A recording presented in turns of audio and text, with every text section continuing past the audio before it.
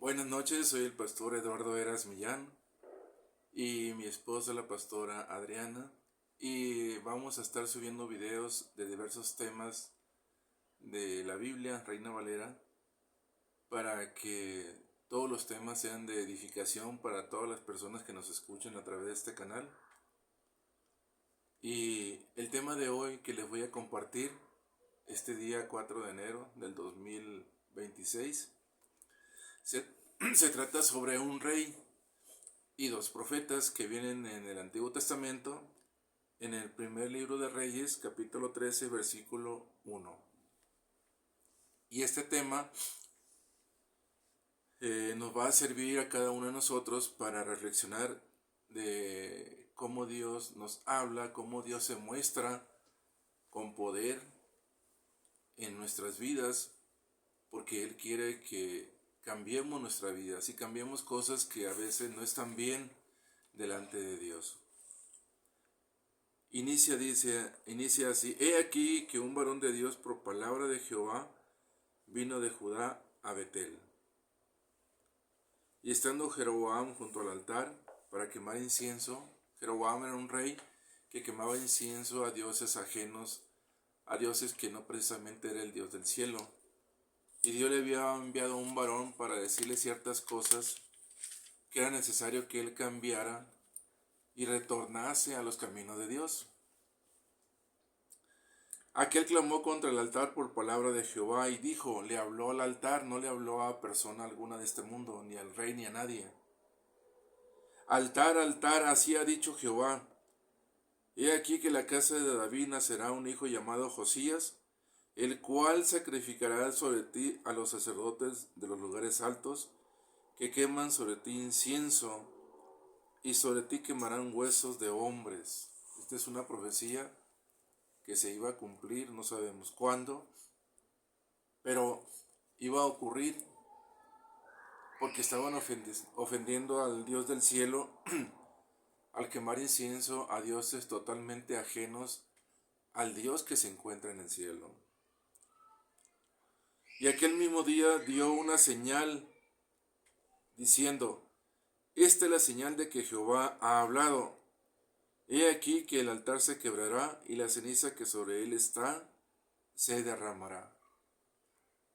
Dios no solamente da una señal de que va a haber una profecía en un futuro, sino también da una señal de que esa profecía se va a cumplir, de que no son mentiras lo que el profeta está diciendo. Cuando el rey Jeroboam oyó la palabra del varón de Dios que había clamado contra el altar de Betel, extendiendo su mano sobre el altar, dijo: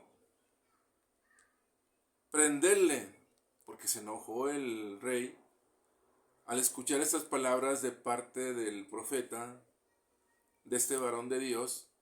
Por supuesto que se encendió en ira. Mas la mano que había extendido contra él, contra el varón de Dios, se le secó y no la pudo enderezar. Esto sucede, hermanos, cuando tú te levantas contra un hijo de Dios a querer hacerle daño, o a hablar mal de él, o a inventar cosas que no son ciertas, o a enojarte contra él. Hay que tener mucho cuidado cuando nos enojamos con nuestros semejantes, sobre todo los hermanos en la fe y en Cristo, porque es cosa muy seria delante de Dios que nosotros nos levantemos contra ellos, o aún contra las mujeres hijas de Dios.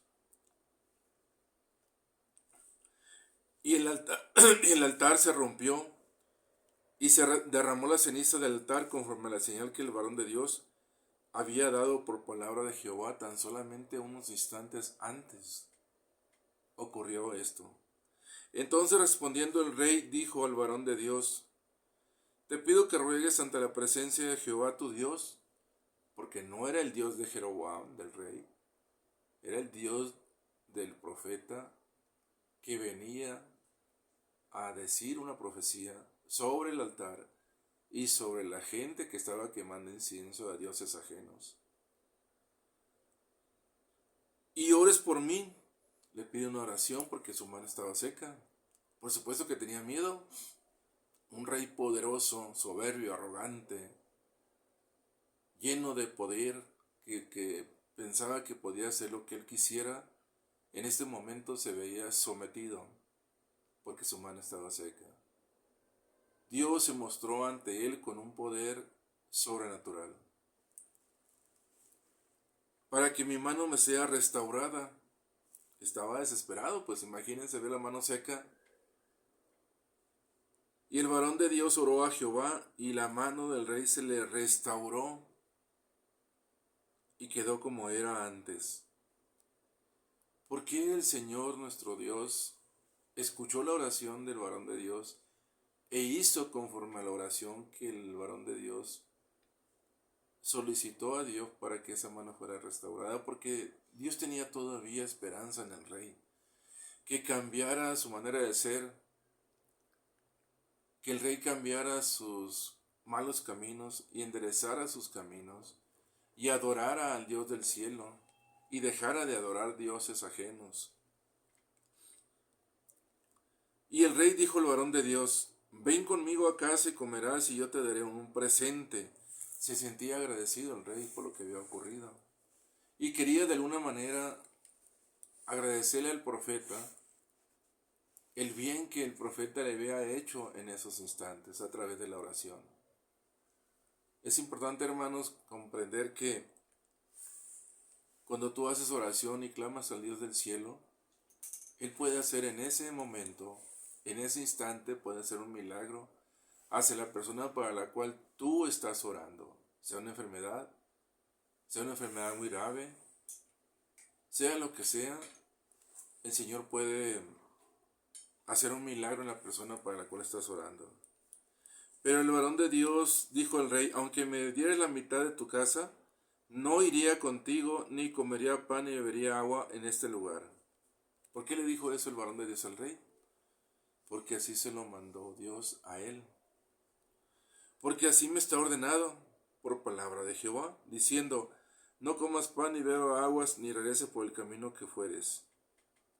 Hasta ese momento el varón de Dios estaba obedeciendo la palabra que Dios le indicó, aparte de la profecía que iba a decir en Betel. Él estaba obedeciendo que no comiera pan ni bebiera agua y que no se regresara por el camino por el que llegó. Regresó pues por otro camino y no volvió por el camino por donde había venido a Betel. Moraba entonces en Betel un viejo profeta. Aquí viene el tercer hombre que les comentaba al inicio de este tema, al cual vino su hijo y le contó todo lo que el varón de Dios había hecho aquel día en Betel. Le contaron también a su padre las palabras que había hablado al rey. Y su padre les dijo: ¿por qué camino se fue? Y sus hijos le mostraron el camino por donde había regresado el varón de Dios, que había venido de Judá. Y él dijo a sus hijos: ensilladme el asno, y ellos le ensillaron el asno, y él lo montó. Y yendo tras el varón de Dios, le halló sentado debajo de una encina, y le dijo: ¿eres tú el varón de Dios que vino de Judá? Él dijo: yo soy. Entonces le dijo: ven conmigo a casa y come pan.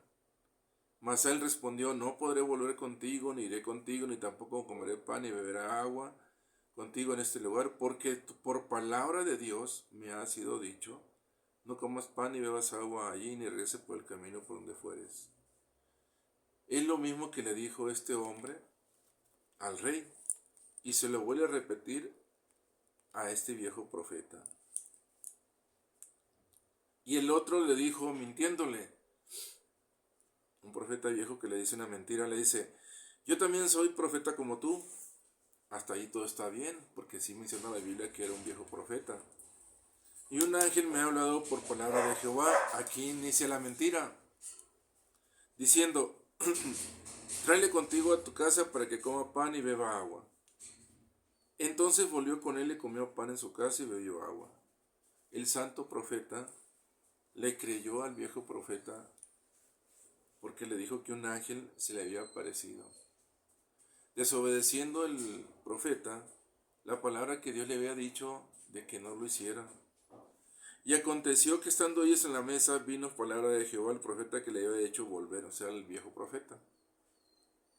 Y clamó al varón de Dios que había venido de Judá, diciendo, así dijo Jehová, por cuanto has sido rebelde al mandato de Jehová, y no guardaste el mandamiento que Jehová tu Dios te había prescrito, sino que volviste y comiste pan y bebiste agua en el lugar donde Jehová te había dicho, que no comieses pan y bebieses agua, no entrará tu cuerpo en el sepulcro de tus padres. O sea, Dios le dice al viejo profeta lo que va a ocurrir con este profeta por haberle desobedecido. Esta segunda parte de donde Dios le dice, no hagas esto. Él desobedece y ocurren cosas lamentables al profeta. Cuando había comido pan y bebido, el que le había hecho volver le ensilló el asno, y yéndose le topó un león en el camino y le mató.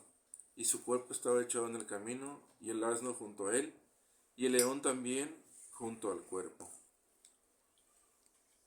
Hay mucha gente, mis queridos hermanos, que dicen que Dios no castiga. Pues tienen que leer las Sagradas Escrituras de que realmente sí lo puede hacer. Sobre todo cuando lo desobedecemos, no obedecemos su palabra, no obedecemos sus mandatos, ni sus estatutos, ni mandamientos. Y hacemos lo que se nos da la gana. Hay que leer las Sagradas Escrituras para que vean que a este hombre lo acaba de castigar con la muerte.